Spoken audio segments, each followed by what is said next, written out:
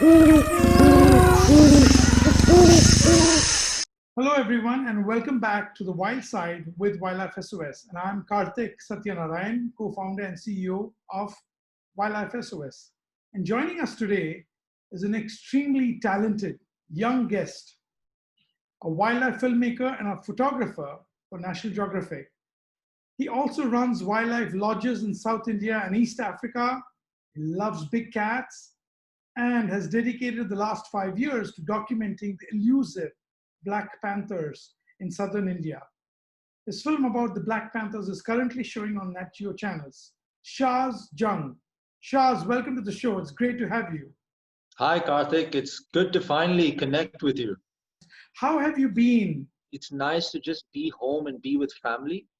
And, you look around the world and you see so much going on that you value that time that you spend with your loved ones now. And that's the last 3 months I've actually got time to do that, which is really nice because I really haven't in the last 5 years. That's amazing. Let's begin by talking about one of India's leopards. You've made a leopard that you call Scarface very popular with your documentary.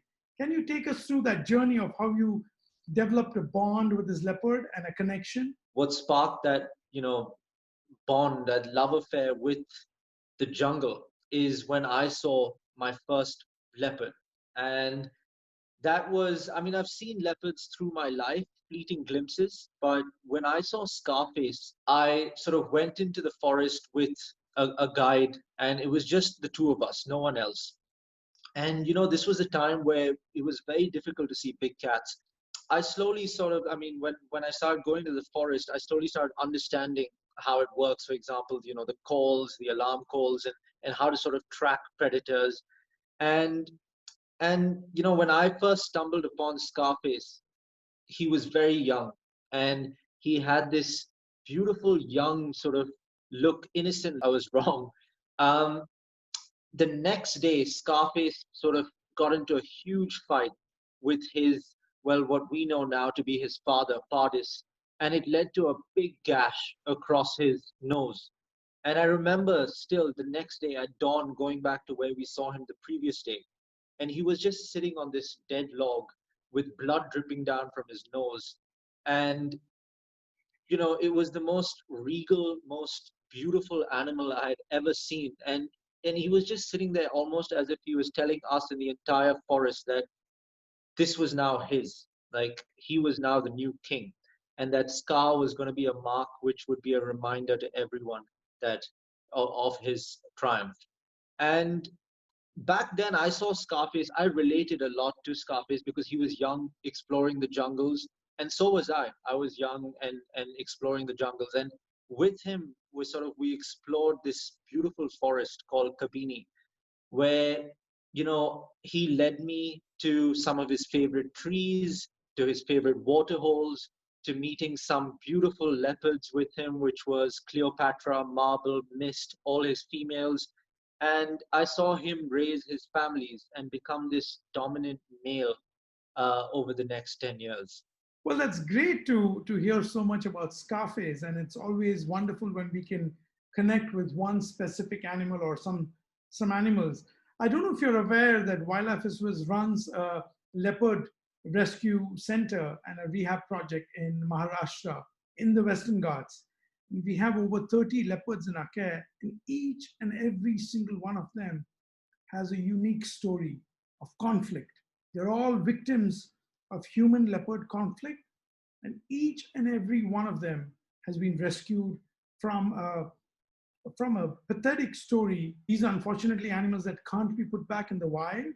But what we have done is put back tens and tens of leopard cubs back in the wild. Every year during harvest season, our team gets reports of leopard cubs that are found by farmers and agriculturists in the middle of the fields. And our goal is to try and reunite the leopards back with their mothers. That's amazing. I saw a video recently of wildlife from Wildlife SOS doing this, and it's just spectacular because, like you said, the leopard is so adaptable that it can come into these sugarcane fields and just give birth.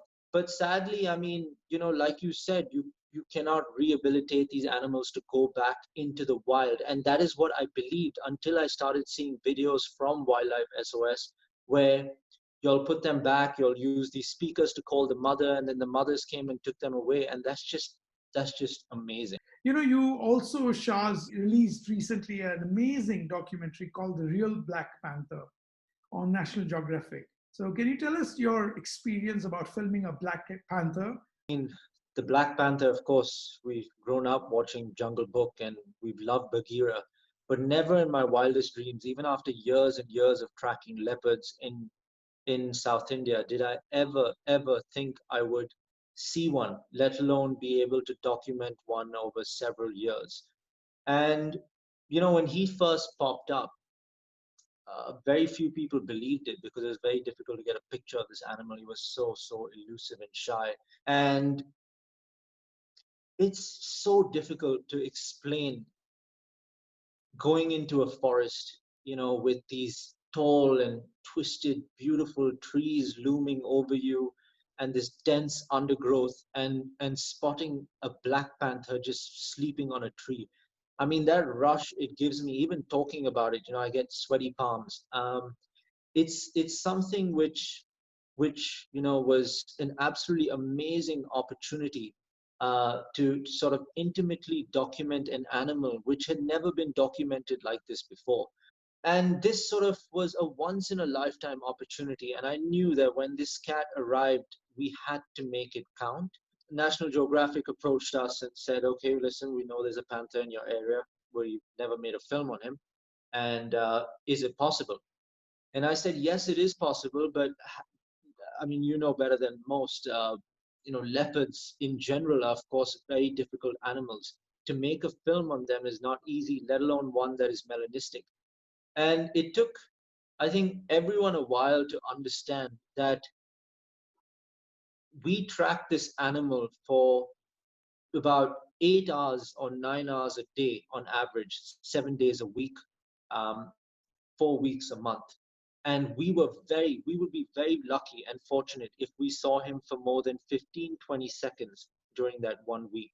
And making a movie on him took us 2.5 years, and a year prior to that off stock footage.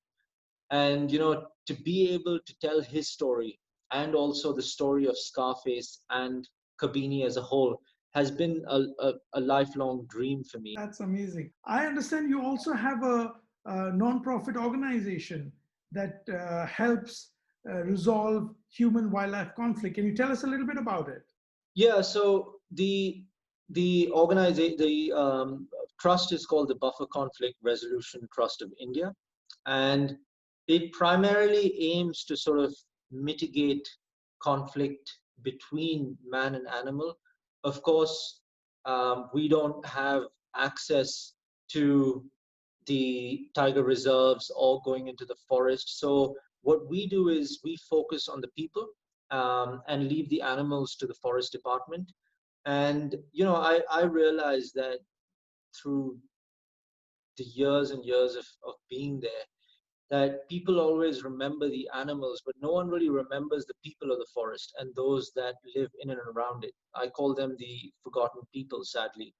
And these people hold the key to sort of protecting this fragile ecosystem. And over time, I realized that, but it's the children who have the power to spark change. And I took it upon myself to sort of embark on this journey where I went to tribal schools and villages and sort of try and help these children build a deep connect with nature through just simple education and visual sort of mediums like photography and videography.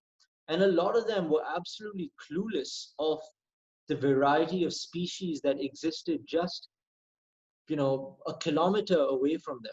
And simple things like giving a child a stuffed toy of a leopard or a tiger, it instills that passion in him to sort of love this animal, grow up just like us with Jungle Book, showing them animations of and movies of documentaries of wildlife. And and just trying to create that connect. That's great that you're focusing on skilling the local communities. And I think, that the fact that you're training them through this institution and you're giving them new skill sets will enable them to improve their quality of life. Let's have a bit of fun now. As you know, the theme of this whole talk show is to spread smiles and cheer, and get people to see the positive side of things. So let's talk about the elephant in the room. It's a segment in our show where I'm going to ask you a bunch of random questions and you have to answer them as quickly as possible. Are you ready? I'm not good at this, but okay, I'm ready. Name your spirit animal. Leopard. Why didn't I guess that? Of all the places that you've been traveling to, what would you say has been your most memorable experience in the wild? Okay, so I think one of the most memorable places which I love is in the foothills of the Ngorongoro in Africa, in Tanzania. And you have these infinite short grass plains where we set up camp right in the heart of the conservation areas. And for as far as the eye can see, it's just nothingness, just short grass plains. And if you look far enough, you can actually see the Earth's curvature. And every now and then you see herds, millions of wildebeest, giraffe, elephants, and all of them moving through. And I think my favorite place to be is sitting at our camp, at the porch and just watching, life go by. That's amazing. Yeah. So if you could say one thing to an animal in the wild for the sake of a good photo, what instruction would you give? For some reason, it's always the Black Panther, which I'm thinking of. And I'm like, man, you got to keep those eyes on me. So, you've got leopards that you've named: Scarface, Saya, Cleopatra, Torn Ears, and many more. Do you have one favorite? Oh my God, no. I mean, Scarface is of course, a favorite. He for me is beyond any other animal, let alone any other leopard. But all of these leopards I've seen since they were a year old to 10 years, 11 years, and each of them have taught me something beautiful. And I don't think I can choose between them. Well said. Name your top three favorite species. I think top one has to be the elephant, because that passion for elephants was instilled in me from a very, very young age. So elephants, especially tuskers, big tuskers, absolutely love them. That's one. Two, would it be too repetitive and cliched to say leopards again? No, we'll let you get away with it. So leopards would be number two, weirdly, not number one. And the third one, maybe the wolf. That's great. You mentioned elephants were your favorite number one. And as you know, elephant populations in India have been rapidly declining due to various reasons like habitat fragmentation, poaching, and all of that. If it were up to you, what would be the first action you would take to address this major issue? I think trying to work on migratory corridors. Over the past 15, 20 years, when we would spend time with elephants in the 90s, their behavior, they were much calmer animals. And you would actually be able to switch your car off and just spend time with about 20, 30 of them around you. Today, you can't do that. You can't even risk doing that. And the behavior of the elephant has completely changed in the last 10, 15 years. They've become far more aggressive. And that's, of course, due to the fact that when they migrate, they have to now migrate through human settlements. And they face so much conflict. They get shot at, they get stoned. And something that I would change is trying to protect these corridors and create as many corridors as we can between forests. And yeah. Yeah, and there's a big elephant campaign that Wildlife SOS does. It's called Refuse to Ride, and I know you run a responsible tourism safari lodge. What is your opinion on elephant riding and things like that? It's very interesting you bring this up, because you look at the mahouts, and that's a dying sort of culture, and a lot of the mahouts now don't want to be mahouts anymore. Their children don't want to be mahouts anymore. They want to sort of go into cities and get jobs and earn. But even those elephants which are used for logging and all of that, they're pulled away at such a young age, and they're even fully grown elephants, and they are just traumatized and broken down emotionally and physically to the point where they just completely are not elephants anymore. And everyone riding elephants, I know certain other parks of India allow it. Please just think of how that elephant is allowing you to be on its back. It's unnatural, and it's taken years and years of torture for that animal to take you on its back. So think of these things the next time you want to ride an elephant. Well, thank you for mentioning that, Shaz. You're absolutely right. Thank you for that lovely message. Stay safe. Hope to see you soon. Thank you, Karthik. Hope to see you soon as well. Yeah. Lovely to chat with you. Thank you. Thank you. Bye bye. Thank you. Take care.